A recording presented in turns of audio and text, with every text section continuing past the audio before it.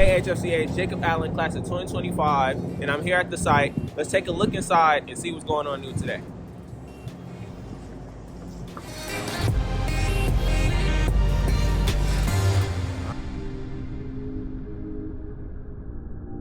Here I am standing in the main entrance. It's pretty warm in here. I was told it has to stay warm so they're able to pour the concrete.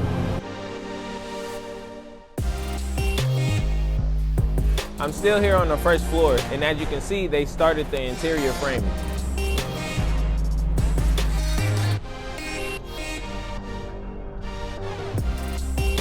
Here I am in the gym, and it's gonna be amazing.